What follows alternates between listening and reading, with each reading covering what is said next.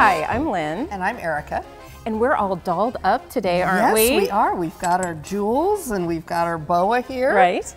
And we are here to show a new pattern by AccuQuilt called the Gems and Jewels Quilt. That's right. And I love this new quilt. Right, and this is a very simple design. It's just a repetitive block, and this is the block that we're going to show you today. And the really great thing about it is that you can make this with your 9-inch cube with just 2 dies out of it. That's right. Or if you want to make the blocks a different size, you could use a different cube and still use the same 2 numbered dies. So easy. Yes. And also, like with the fabrics that here, what they've used is it's a fat quarter bundle, right? Right. Right. And by Robert Kaufman.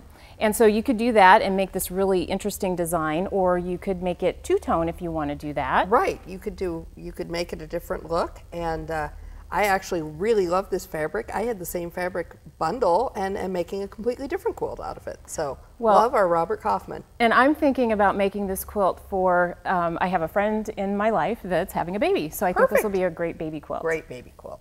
Okay, so should we get started with the cutting? Let's do. All right. So the 2 dies that you need out of your 9-inch cube are number 2 and number 3. Right.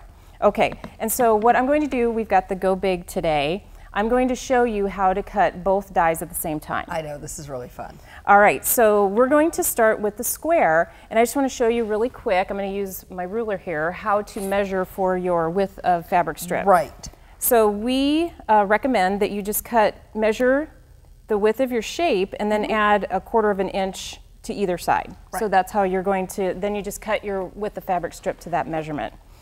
Okay, and so what I've got, this is the block that we're putting together, right? We're going to finish that one off. Okay, and for the squares we need the pink and the white fabric. Right. And so I've got the 2 strips right here, and so this will be 4 layers. Right. Which will give us all the squares that we need. Perfect. And okay. we could go up to 6 with a go die, but we're going to do the 4 now because that's what we need for our project. That's right.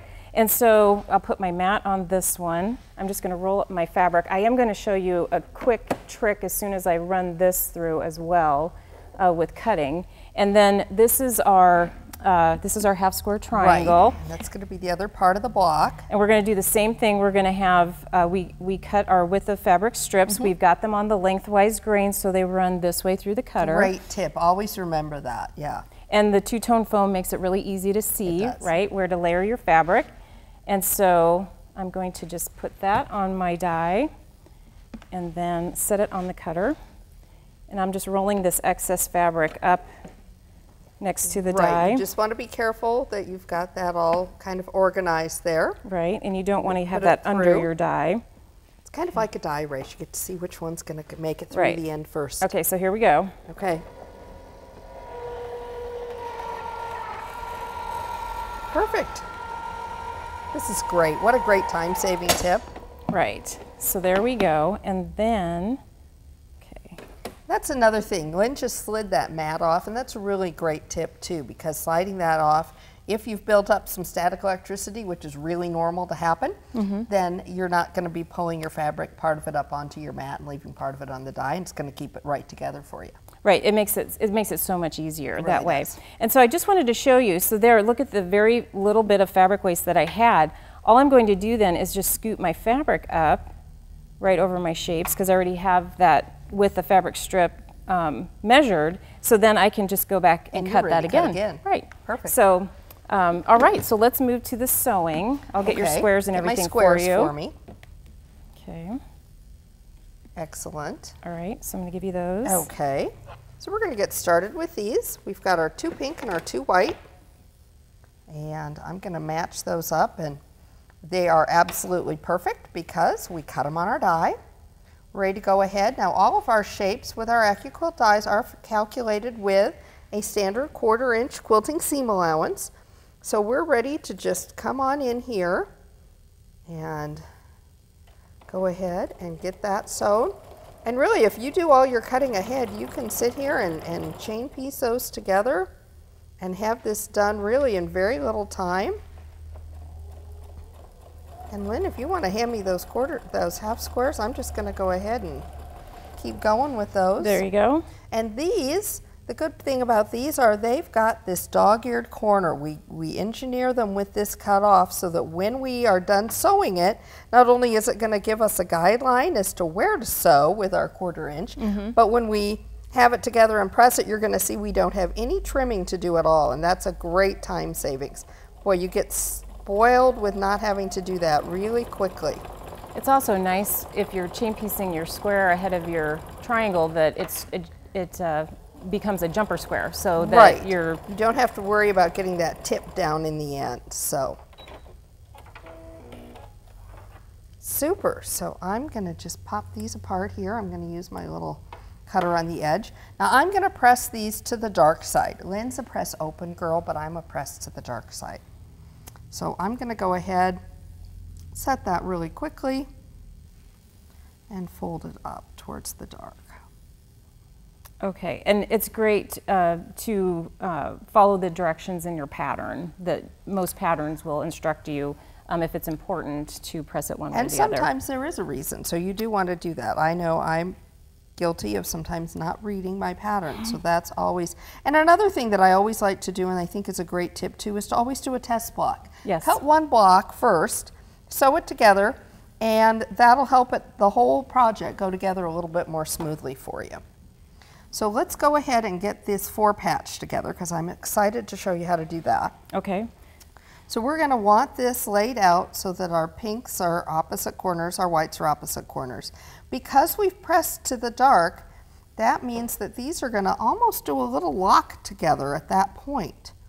So when you put them together, you're going to be able to pull that back and see that you've got those fabrics right kissing up next to each other, if you will. And that actually holds the seam together better as well. It will. I'm going to go ahead and press this for you. That would be awesome. Okay. Okay. While you're doing that. While I sew. And I do to kind of keep my finger on that little point just to help make sure that everything stays together. I tend to pin more than some quilters, but you really don't need to with this. Okay, so we've got that, and here we've got this now. Yes. Oh, look at that. It's perfect. It's absolutely perfect. And you know what? Making the perfect 4-patch isn't always as easy as you think. But having that perfect cut, you're going to have those great points. So we've got that all pressed out. So we've got this top unit put together. We're going to go ahead then and lay this one out. So this one's going to match up like this.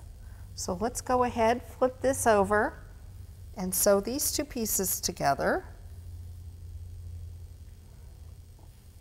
So this is really a great beginner quilt. It would be a really good one. And it looks like, because of the mirroring and the design, it's going to look like it's a really complicated pattern. Right, right.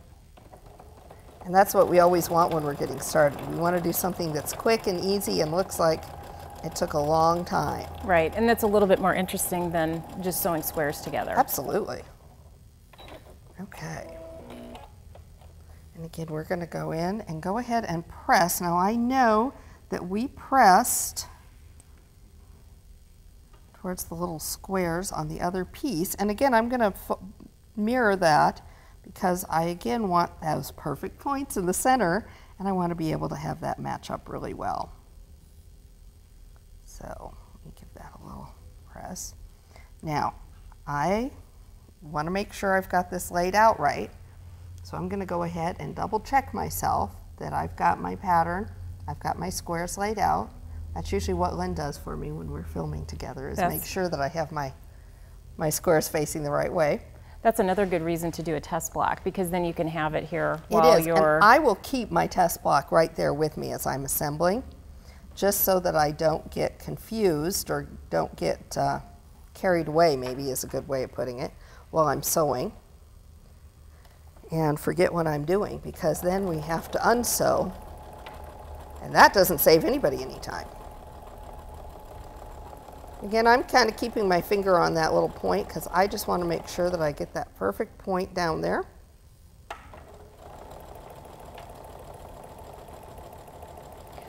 This quilt also would lend itself to some really fun patterns to do with the quilting after you've got It the really top would. put together. And you could do a great, I mean, you could do it seasonally with seasonal fabrics. You could really have a lot of fun with it.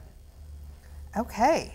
There we go. There we go. So I could press that out, but again, we've got our great point there in the center, and we've got another one there, and you get that secondary pattern. Then as you lay them all out, you're going to see the little squares all going in that diagonal. That is just great. And you can download this pattern at AccuQuilt.com. That's right. And we hope to see your projects and your inspiration of things that you've done with your cubes as well.